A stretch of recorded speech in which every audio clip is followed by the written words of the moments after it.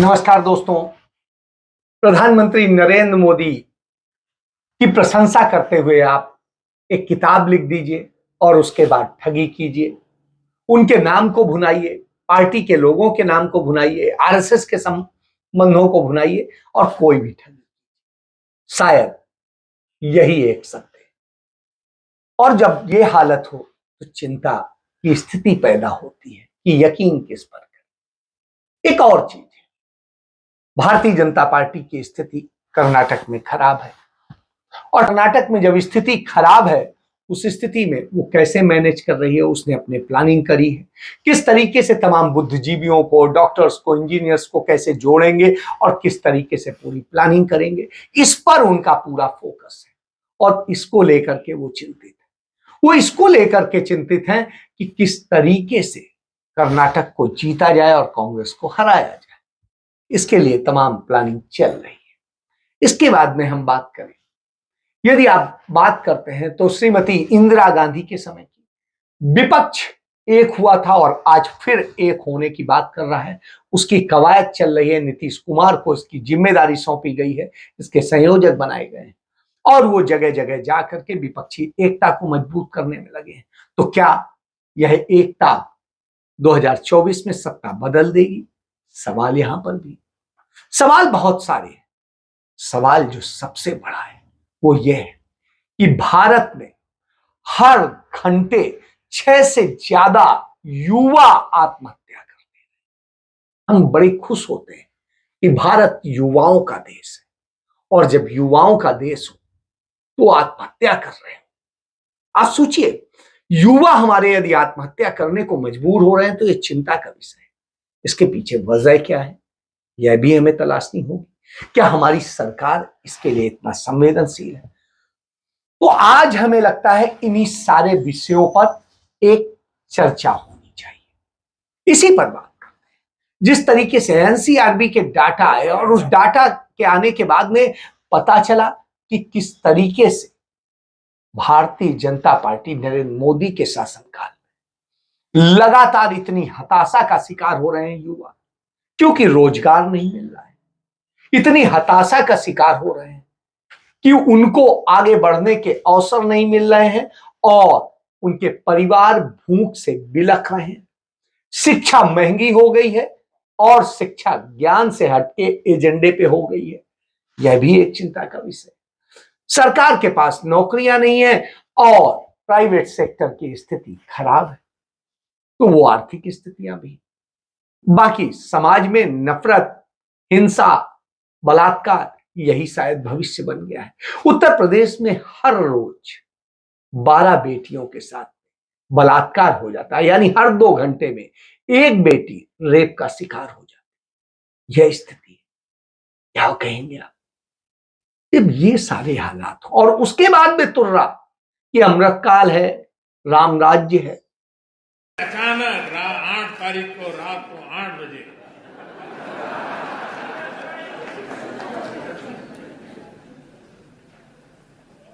$500 और 1000 की नोट।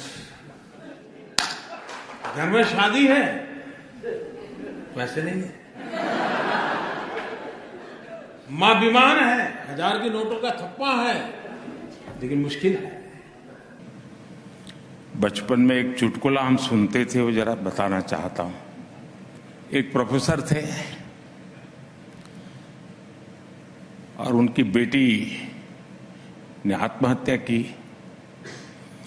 तो एक चीट छोड़ करके गई कि मैं जिंदगी में थक गई हूं,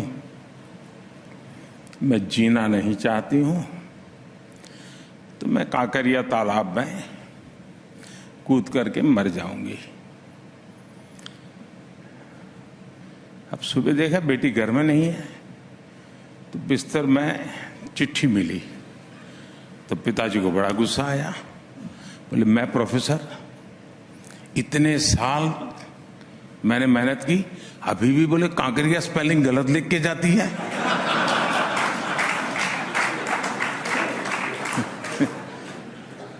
आप समझिए, और देश में शहीदों की जो स्थिति है, जिस तरीके से हालत है, आप देखिए किस तरीके से हुआ। पुंछ में आतंकी हमले के 7 दिन बीत गए, लेकिन आज तक न प्रधानमंत्री नरेंद्र मोदी कुछ बोले, न विदेश मंत्री बोले और न रक्षा मंत्री से एक शब्द निकला। क्यों? क्या मरने वाले सैनिक, शहीद होने वाले सैनिक हमारे देश की सेना के नहीं थे? और क्या सेना के लोगों के लिए यह संवेदनशीलता नहीं होनी चाहिए थी? ये संवेदनहीनता क्यों है? हालत क्या है? इसको लेके बहुत अच्छे ढंग से कांग्रेस पार्टी के प्रवक्ता पवन खेड़ा बताते हैं, उसको भी सुनिए। पुंछ हमले को आज 1 सप्ताह बीत गया है। न प्रधानमंत्री के मुंह से एक शब्द निकला, न गृह मंत्री, न रक्षा मंत्री, न विदेश मंत्री, कोई भी सरकार में एक तरह से चुप्पी छाई हुई है। एक के बाद एक आतंकी हमले होते हैं, टारगेटेड किलिंग्स होती हैं, हमारे जवान शहीद होते हैं, आम नागरिक मारे जाते हैं, लेकिन सरकार की तरफ से एक खामोशी रहती है, कोई जवाब नहीं। उल्टा चुनाव प्रचार में व्यस्त, दिन में 5 बार कपड़े बदलकर एक फूहड़ से मजाक करते हुए प्रधानमंत्री सुनाई जब देते हैं तो बहुत ग्लानि होती है। ऐसे क्या कारण है? क्या इंटेलिजेंस फेलियर है? सुरक्षा में चूक क्यों होती है हमारे जवानों की? 5 लोग उसी इलाके में मारे गए जहां से लगातार घुसपैठ होती है, वो घुसपैठ रुक नहीं पा रही। आपने बड़े बड़े दावे किए थे, लेकिन आतंकी हमले निरंतर, खास तौर पे हमारे जवानों पर, हमारे सैन्य ठिकानों पर बढ़ते चले जा रहे हैं। आपकी प्राथमिकताएं अगर कुछ और हैं, आप जासूसी अपने ही देश के विपक्ष के नेताओं पर, अपने ही देश के पत्रकारों पर जब कराएंगे, तो जाहिर सी बात है आपको सूचनाएं सही वक्त पर आतंकी घटनाओं की नहीं मिल पाएंगी। लेकिन जो भी कारण रहा हो, आपकी चुप्पी बहुत कुछ बताती है। आपको चुप्पी तोड़नी चाहिए। तालिबान से आप क्यों संबंध बना रहे हैं, इसका जवाब देना चाहिए, जबकि जितने हथियार इस्तेमाल हो रहे हैं इन आतंकी हमलों में, ये तालिबान से ही सोर्स किए गए हैं या वहां से बेचे गए हैं या वहां से प्राप्त किए गए हैं। जब ये जानकारी हम सबके पास है, कवच भेदी गोलियों का जब इस्तेमाल होता है जो तालिबान के पास थी, या जो नेटो ने उस वक्त इस्तेमाल की थी जब तालिबान से युद्ध हो रहा था, तो आप पूछें तालिबान से, 200 करोड़ आपने बजट में आवंटित किया है अफगानिस्तान के लिए, तो ये सवाल पूछना भी फर्ज बनता है आपका। इसके बाद आपको याद होगा जिस तरीके से पुलवामा में हुआ था और जगह तमाम हुआ, और लगातार इस तरीके से हो रहा है, और जिस तरीके से हो रहा है तो आपको चंद घटनाओं का जिक्र कर देता हूं। 8 साल के भीतर पुलवामा में जो घटना हुई, आपको याद है, हमारे 40 जवान मारे गए। पंपोर में घटना हुई, आपको याद होगा, हमारे जवान शहीद हुए। उरी में घटना हुई, हमारे जवान शहीद हुए। पठानकोट में जिस तरीके से घुस करके आतंकियों ने कब्जा रखा, 3 दिन कब्जा रखा एयरबेस पे, और वहां हमारे जो जवान शहीद हुए वो हमारे सामने है। अमरनाथ यात्रा में जिस तरीके से हमले हुए और हमारे लोग मारे गए, उसको क्या आप भूल जाएंगे? सुंजवान में जो हुआ, वो सेना के शिविर में जिस तरीके से हमला हुआ और तमाम लोगों को, सैकड़ों लोगों को अपनी जान गंवानी पड़ी, आप क्या कहेंगे? ऐसे तमाम सारे हमले हुए हैं, और जिस तरीके से हमले हुए हैं उसे समझना पड़ेगा। मोदी सरकार के समय में राष्ट्रीय सुरक्षा किस तरीके से खतरे में पड़ी है, और किस तरीके से जम्मू कश्मीर में सिर्फ मोदी सरकार में 1249 आतंकी हमले हो चुके हैं। अब आप समझ लीजिए, यानी 1250 आतंकी हमले हो चुके हैं और हम खामोश हैं, जिसमें 350 नागरिक हमारे मारे गए और 570 हमारे जवान शहीद हुए। आप इसे आसान कहें? चीन की सीमा पर किस तरीके से चीन के लोगों ने हमारे 20 सैनिकों को मार डाला, उसको आप क्या कहेंगे? यह स्थिति हो तो सोचना पड़ता है। हमारे लोग आत्महत्या कर रहे हैं, हमारी ये स्थिति है, इन सब स्थितियों को लेके कहां जाए, क्या कहेंगे? ये चिंताजनक है। और इसके बाद हमारे प्रधानमंत्री मजाक उड़ाते हैं, किसका? जो आत्महत्या कर रहे हैं। हमें संवेदनशील होना चाहिए, दुखी होना चाहिए कि ऐसी चीज ना हो, लेकिन प्रधानमंत्री उस पर मजाक उड़ाते हैं, चुटकुला सुनाते हैं। कल्पना करिए, यह प्रधानमंत्री का काम है, यह संवेदनशीलता है। तो संवेदनशीलता तो खत्म हो चुकी है हमारी सरकार की, हमारे लोगों की। तो संवेदनहीन प्रधानमंत्री हो, फिर क्या कहेंगे साहब? फिर तो यही है कि जो हो रहा है, अच्छा हो रहा है, बुरा हो रहा है, लोग मर रहे हैं, प्रधानमंत्री को कोई फिक्र नहीं, क्योंकि वो तो चुनाव में व्यस्त हैं। और जब चुनाव में व्यस्त हो तो आप समझिए, कांग्रेस पार्टी चुनाव लड़ रही है कर्नाटक में और बहुत अच्छा लड़ रही है।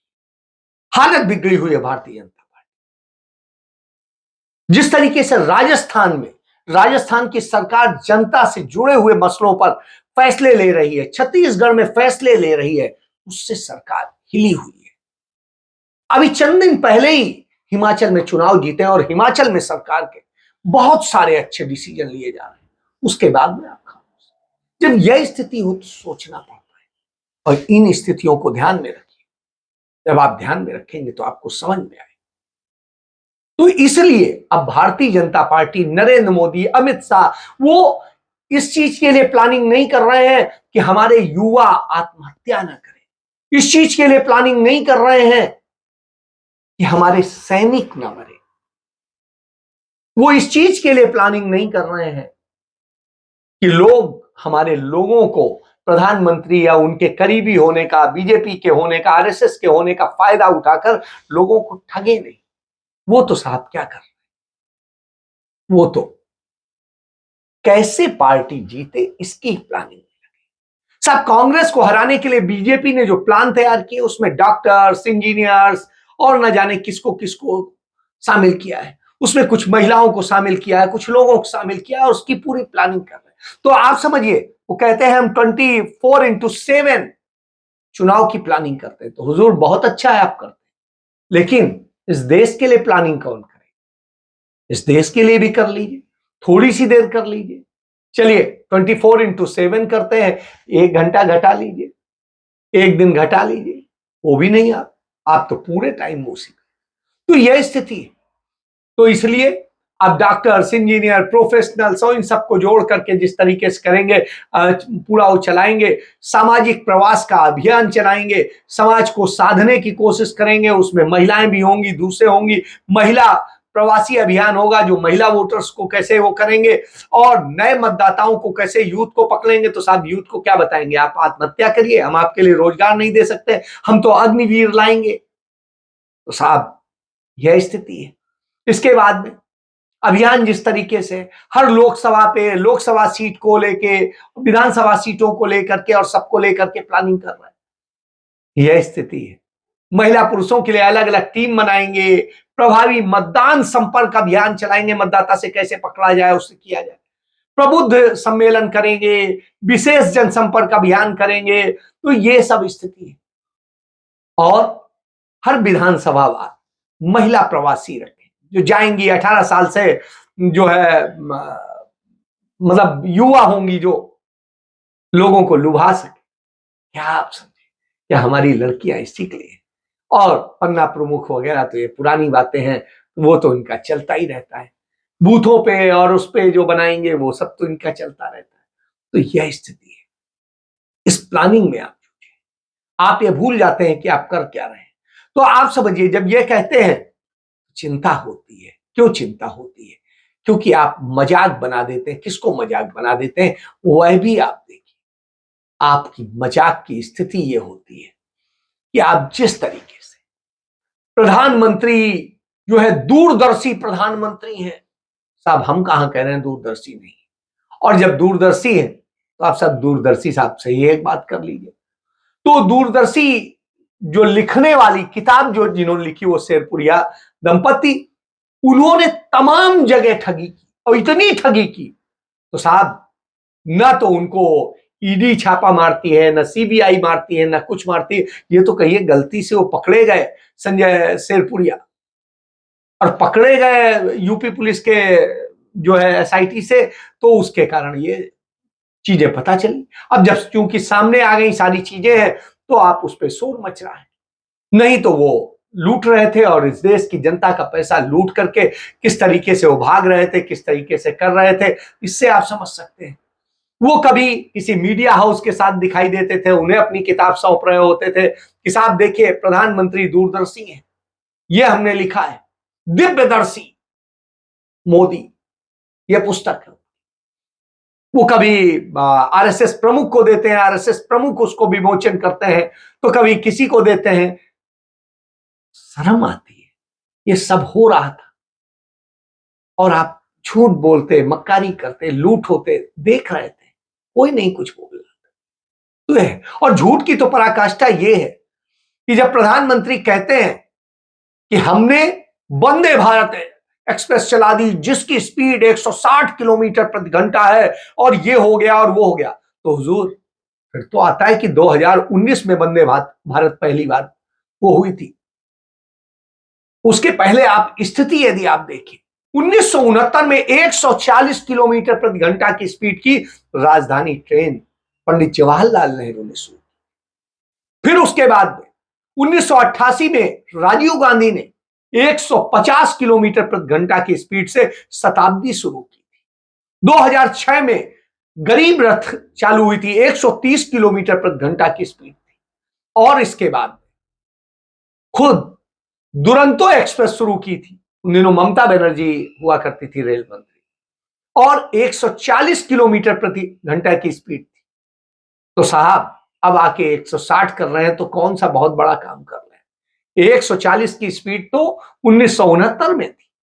तो इस तरह की स्थिति है कि झूठ बोल के किस तरीके से प्रचार करके, क्योंकि लोगों को पता ही नहीं। यही वजह है कि कांग्रेस पार्टी ने एक जिम्मा सोचा कि कैसे विपक्ष को एक किया जाए, और विपक्ष एक होगा तो भारतीय जनता पार्टी को एक सख्त जवाब मिलेगा। आपको याद होगा 1977, आपको याद होगा 1989, ये दोनों ऐसे हैं, बड़े निर्णायक रहे। 1977 में पहली बार कांग्रेस सरकार को, इंदिरा गांधी की सरकार को उखाड़ फेंका था इसी विपक्षी एकता, और फिर यही विपक्षी एकता देखने को मिली थी राजीव गांधी के खिलाफ 1989 में, और उसमें भी उखाड़ फेंका। आज आप देखिए, आज जो हालात हैं उन सब स्थितियों को देखने के बाद में तो यही लगता है 1:1 इस फार्मूले पे काम करने की जरूरत। और इसके लिए राहुल गांधी और मल्लिकार्जुन खड़गे से चर्चा के बाद में नीतीश कुमार को कमान सौंपी गई कि आप संयोजन करें, और उस संयोजन के कार्य में जुटे हुए, क्योंकि 2019 के आंकड़े को ही देख लें जिसमें भारतीय जनता पार्टी का उसके इतिहास में सबसे अच्छा प्रदर्शन रहा है और कांग्रेस के इतिहास में सबसे खराब प्रदर्शन रहा है।